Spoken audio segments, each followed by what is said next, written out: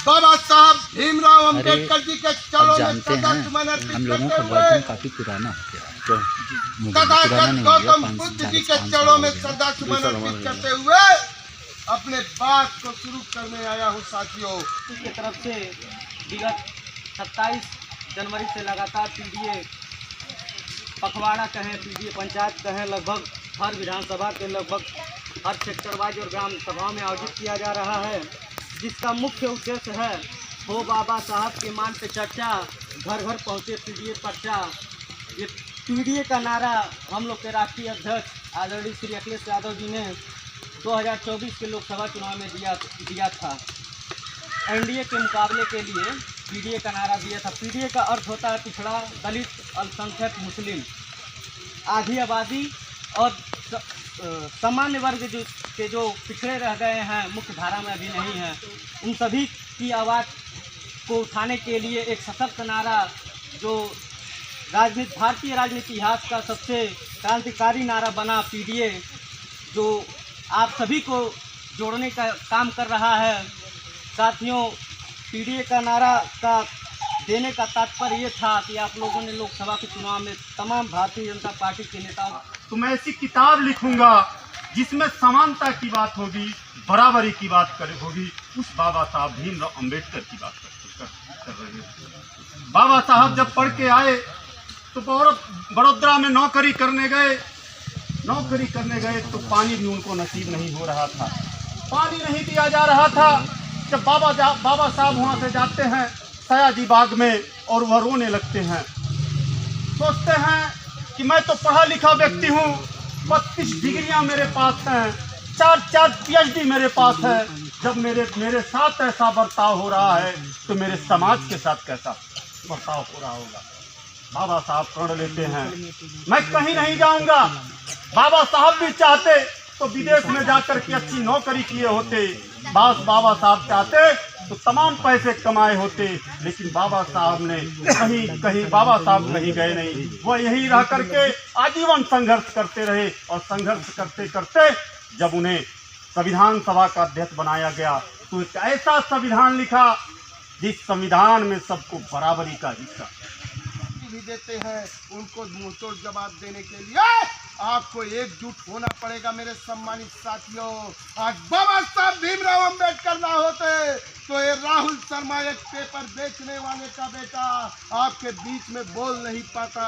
बाबा साहब भीमराव अम्बेडकर ना होते तो धानी में एक मुसलमान का बेटा ब्लॉक प्रमुख नहीं बन पाता। बाबा साहब भीमराव अम्बेडकर ना होते तो जो है एक भूज का बेटा धानी काला पार में प्रधान नहीं हो पाता।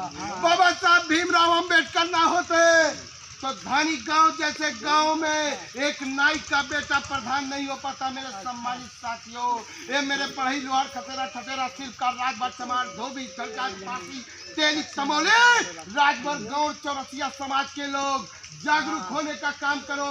अगर जागरूक होने का काम नहीं करोगे, जिस तरीके से पहले भुइयां बैठाने का काम करते थे वही लोग फिर आपको भुइयां बैठाने का काम करवाएंगे। आज भी हमारे क्षेत्र में चले जाइए, धानी गांव जैसा गांव है, चाहे बढ़ई हो, चाहे लोहार हो, चाहे खसेरा हो, चाहे ठटेरा हो, चाहे मुसलमान हो, चाहे यादव हो, चाहे तेली हो, चाहे धोबी हो, चाहे पासी हो, चाहे धरिकार हो, चाहे किसी भी समाज का व्यक्ति हो, उसे कुर्सी पे बैठने का अधिकार नहीं मिलता है। उसे उन बड़े परिवार के लोगों के वहाँ जाते हैं तो चौकी लगा है। अगर मैं झूठ बोलूं तो अगर आप लोग पता कर लीजिएगा, चौकी लगाया जाता है कि इस पिछड़े दलितों को उस चौकी पे बैठाया जाता है। ये मेरे सम्मानित साथियों, मैं पेपर बेचने का काम करता था, मैं पेपर बांटता था, उन लोगों के बीच में जाता था। मेरे सम्मानित साथियों, तो मैं देखता था कि मेरे दलित पिछड़े भाई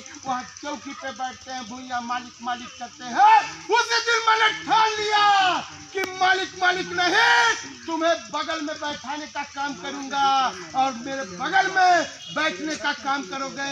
मैंने उनको सबक सिखाने का काम किया। ये राहुल शर्मा जब तक जिंदा है, चाहे पिछड़े दलित बड़े लोहार खतेरा ठटेरा सिलकार राजभर चौरसिया चमार पाठी धोबी धनकार, किसी के ऊपर जब तक राहुल शर्मा जिंदा है किसी के ऊपर अत्याचार कोई नहीं कर पाता। मेरे सम्मानित साथियों, वही एक चौधरी परिवार के लोगों के ऊपर अत्याचार हुआ।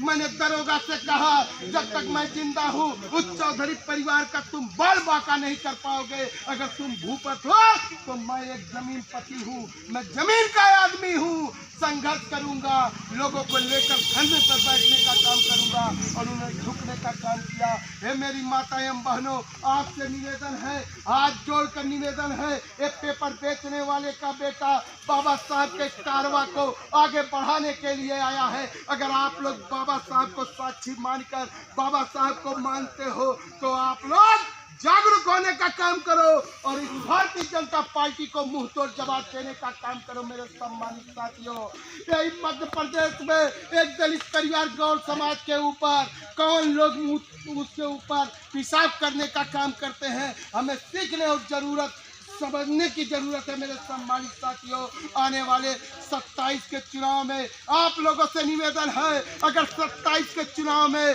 समाजवादी पार्टी की सरकार नहीं बनी तो निश्चित रूप से ये भाजपा के बड़े लोग आपके ऊपर अत्याचार करने का काम करेंगे, आपको दबाने का काम जिस तरीके से कर रहे हैं आने वाले समय में भी आपको दबाने का काम करेंगे। ये मेरी माता एवं बहनों, आने वाले 27 के चुनाव में चाहे कोई भी हो, चाहे अमित चौबे हो, चाहे राम ललित मौर्य हो, चाहे मदन गोपाल यादव हो, चाहे विजय बहादुर चौधरी हो, जो साइकिल लेकर आए उसे तन मन से उसका मदद करने का बहुत उसके साथ तन मन से लगने का काम करिए और साइकिल वालों को विधायक बनाने का काम करिए। रूप से आपका सम्मान बढ़ेगा। इसी के साथ अगर मैं अपने बात को खत्म करता हूँ, जाने अनजाने में अगर मुझसे गलती हो गई होगी